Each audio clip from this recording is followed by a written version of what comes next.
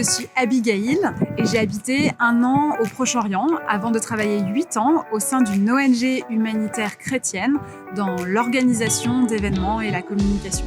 Je me suis aussi formée en tant qu'art-thérapeute pour œuvrer et travailler auprès des populations traumatisées et stressées par les événements douloureux de la vie. C'est ainsi que j'ai pu servir auprès de femmes migrantes et demandeurs d'asile. Ce qui m'a poussée à entrer dans le ministère, c'est une interpellation de Dieu suite à un accident de voiture.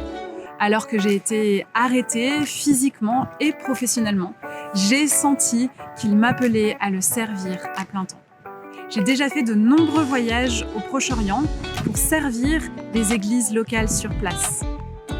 Mon désir, c'est d'être une collaboratrice de Christ dans son œuvre auprès des populations stressées et traumatisées par le contexte difficile, mais aussi de participer à une moisson qui s'annonce abondante.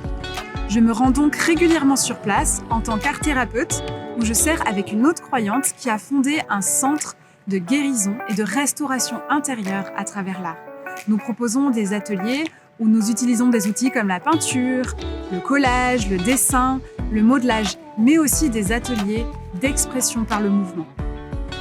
J'organise aussi des voyages découvertes pour permettre aux croyants de mieux comprendre cette région du monde, les défis auxquels font face les populations locales, mais aussi d'aimer, non seulement en parole, mais aussi en action.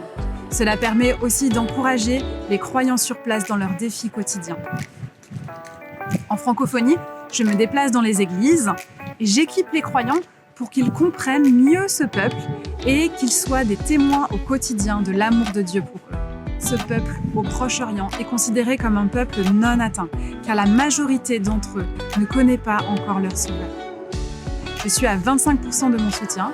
Je cherche donc des partenaires pour me permettre de passer plus de temps sur place, d'apprendre la langue et de mieux servir là-bas. Je vous invite à soutenir Abigail dans la prière, mais aussi à donner pour son soutien financier pour qu'elle puisse se consacrer pleinement à son ministère, qu'elle continue à semer et à arroser le champ du Seigneur au Proche-Orient.